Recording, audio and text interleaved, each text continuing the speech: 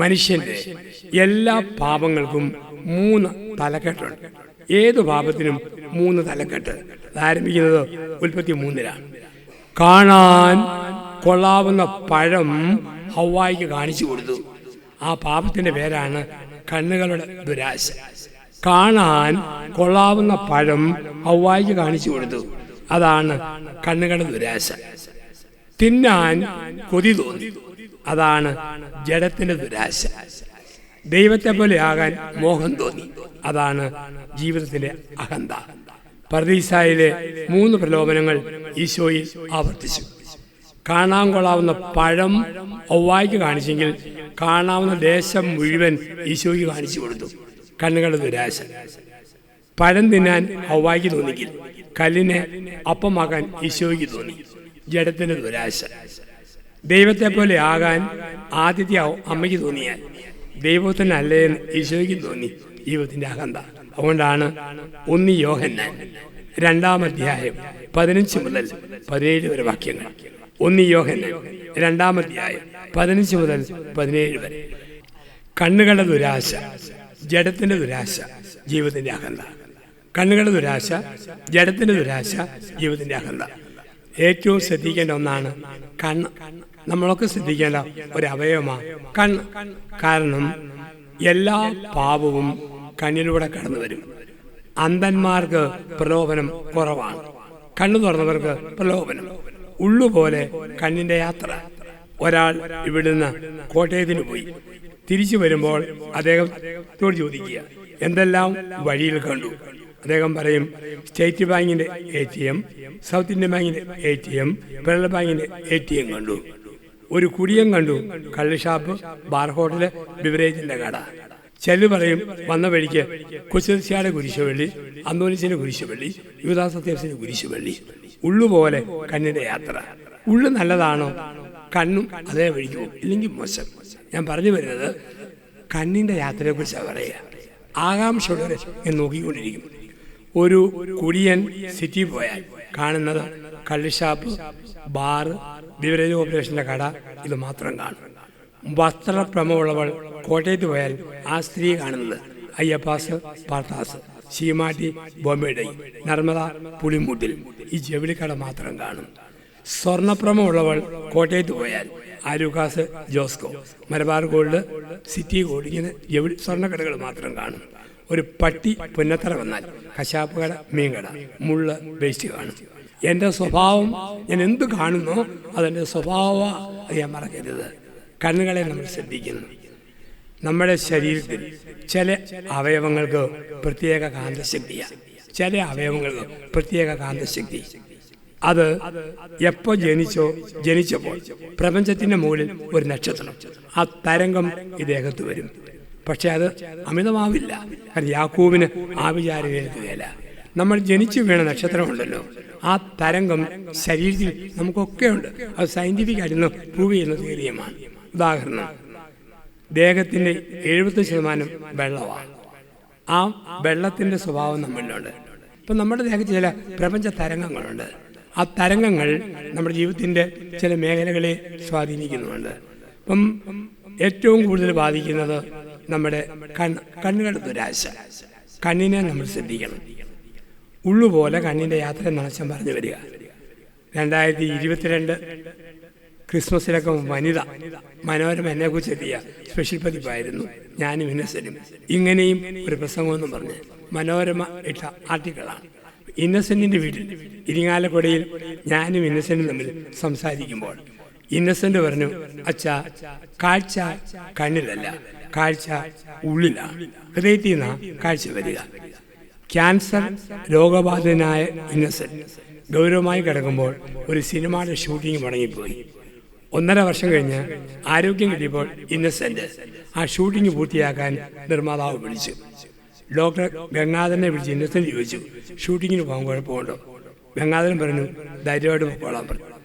ഇന്നസെന്റ് യാത്ര തിരിച്ചു. കുട്ടിക്കാനത്തെത്തി. ആ സിനിമയായിരുന്നു തോംസൺ വില്ല. ഇന്നസെന്റ് അച്ഛൻ്റെ റോൾ അഭിനയിച്ചു. 4 ദിവസത്തെ ഷൂട്ടിങ്ങാണ് ബാക്കി. 4-ാം ദിവസം 2 മണിയായപ്പോൾ കോടമഞ്ഞിൽ കുട്ടിക്കാനം അങ്ങ് ഇരുണ്ടുപോയി. നിർമ്മാതാവ് പറഞ്ഞു, ഇരുള് പരക്കുന്നു, സമയം തീരുന്നു, വേഗം വരാൻ പറഞ്ഞു.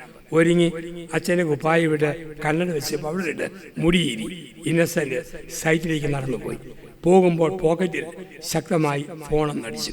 കാണുന്നത് ഡോക്ടർ ഗംഗാധരൻ്റെ ഫോൺ കോളാണ്. അവിടെ പറയുന്ന ഇന്നസെന്റ് അല്പം ഗൗരവമാണ്. ഷൂട്ടിംഗ് കഴിയുമ്പോൾ മകൻ സോണത്തിനെയും കൂട്ടി ലേക്ക് ഷോർ ഹോസ്പിറ്റലിലേക്ക് വരണം. ദേഹം ധരിച്ചു പോയി. ഞാൻ ആകെ മരിച്ചു. എങ്ങനെയോ അഭിനയം പൂർത്തിയാക്കി. മകൻ്റെ കൂടെ യാത്ര.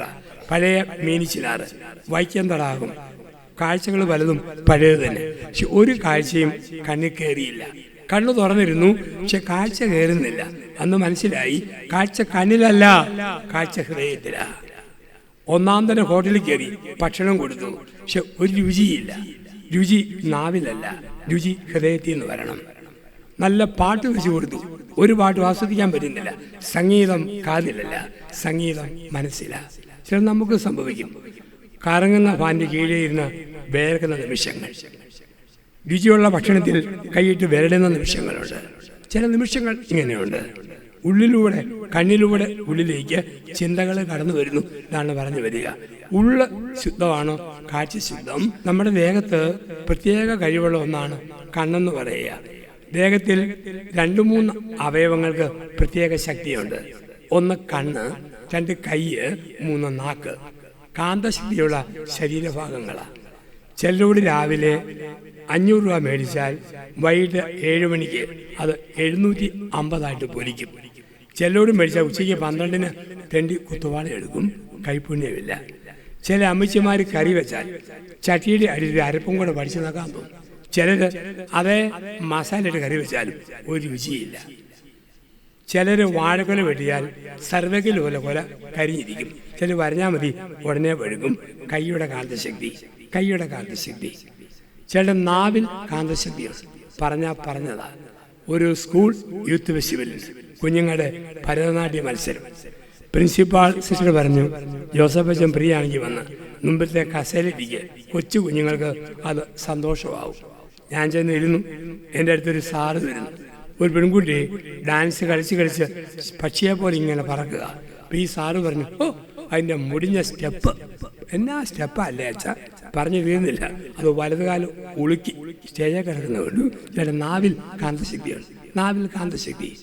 ഒരാൾ മാവേ നോക്കി എന്തും മാങ്ങായ അത് മൂടെ ഒടിഞ്ഞു വന്ന് കണ്ടിട്ടുണ്ട്. ചില മാവ് നാക്കിൽ കാന്തശക്തിയുണ്ട്.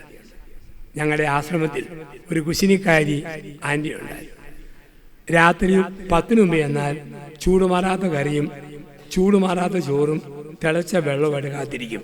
വെളുപ്പിൽ തരുമ്പോഴും ചോദിക്കും, ജോസഫച്ചൻ എന്നും ധ്യാനമല്ലേ? അതെ. ഓ അത്ഭുതം, ഒരു ക്ഷീണമില്ല കേട്ടോ. ഇത്രയൊക്കെ പോയിട്ടും മുയലുകുഞ്ഞിന് കൂട്ടാ അച്ഛൻ ഇരിക്കുന്നു. അന്ന് രാത്രി 10:30 ജപ്പാൻ ജ്വരം, ഡെങ്കിപ്പനി, ചിക്കൻ ഗുനിയ സകലതും വന്നു കഴിഞ്ഞു. ചില നാവിൽ കാന്തശക്തിയുണ്ട്, ചില കയ്യിൽ കാന്തശക്തി, ചില നാവിൽ കാന്തശക്തി, ചില കണ്ണിൽ കാന്തശക്തി. ഭംഗിയുള്ള കുഞ്ഞുങ്ങളെ പൊതുസ്ഥലത്ത് കൊണ്ടുവന്ന് തിരിച്ചിരുമ്പം കാറ്റുകെട്ടി പിള്ളേർ വാടുന്ന കാണാം. ചില കണ്ണിൻ്റെ കാന്തശക്തി. പിന്നെ കുരിശ് വരച്ച് ആനാമ്പെള്ളമൊക്കെ തെളിക്കുമ്പം അത് മാറുന്ന കാണാം. അതുകൊണ്ട് ആ മനുഷ്യൻ കെട്ടിടം പണിയുമ്പോൾ ആദ്യം ബൊമ്മ, പിന്നെ ഭിത്തി. ചില ഭിത്തിയെ നോക്കിയാൽ ഭിത്തി പോലും വിണ്ടുപോകും. ചില പച്ചക്കറി തോട്ടത്തിൽ ആദ്യം കോലം, പിന്നെ കോവയ്ക്ക, അല്ല കോവയ്ക്ക പുഴുത്തു പോകും. കണ്ണിൽ കാന്തശക്തിയുണ്ട്. പിന്നെ പറഞ്ഞു വരിക, കണ്ണിലൂടെയാണ് എല്ലാം കടന്നു വരിക. അതുകൊണ്ടാ പറയുക കണ്ണുകളുടെ ദുരാശ, കണ്ണുകളുടെ ദുരാശ. 2 ജഡത്തിന്റെ ദുരാശ. എന്താ ജഡത്തിന്റെ ദുരാശ? കണ്ണുകളെ നിയന്ത്രിച്ചില്ലേ, ജഡികമായ പാപത്തിൽ വീഴും. 2 സാമുവേൽ 11, 12, 13 അധ്യായങ്ങൾ. കണ്ണുകളെ നിയന്ത്രിക്കാഞ്ഞ ദാവീദ് രാജാവ് പട്ടാളക്കാരൻ ഉറിയാവിന്റെ ഭാര്യ ബത്ശബയെ ആവേശത്തോടെ നോക്കി വ്യഭിചാരത്തിൽ വീണു. വൃത്തികെട്ട രീതിയിൽ മൊബൈൽ ഫോണിൽ വർത്താനം പറഞ്ഞാൽ ജഡികമായ പാപത്തിൽ അവസാനിക്കും. ബ്ലൂ ഫിലിം കണ്ട് ഉറങ്ങാൻ പോയാൽ ജഡികമായ പാപത്തിൽ വീഴും. വേണ്ടാത്ത സൈറ്റ് മൊബൈലിൽ നോക്കിയിട്ട് പോയാൽ ജഡികമായ പാപത്തിൽ വീഴും. കണ്ണുകളുടെ ദുരാശ എത്തിക്കുന്ന 2ാം ഘട്ടം ജഡത്തിന്റെ ദുരാശ.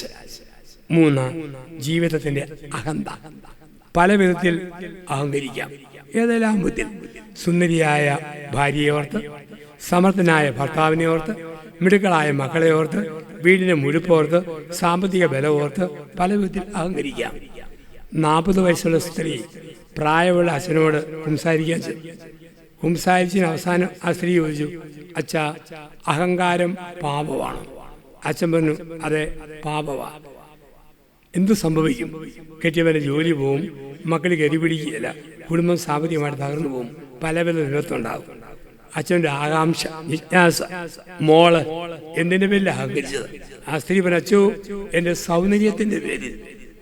അച്ഛൻ കമ്പിവലയെ കൂടെ ഒന്ന് സൂക്ഷിച്ചു നോക്കി, എന്നിട്ട് പറഞ്ഞു, മോള് സമാധാനമായിട്ട് പൊക്കൊള്ളുക, തെറ്റിദ്ധാരണ ഒരു പാപമേ അല്ല, നമുക്ക് എഴുന്നേറ്റ് പോകാം. പലതിൻ്റെ പേരിൽ മനുഷ്യന് അഹങ്കാരം സംഭവിക്കാം, ഓരോന്നിൻ്റെയും പേരിൽ ഓരോ അഹങ്കാരം.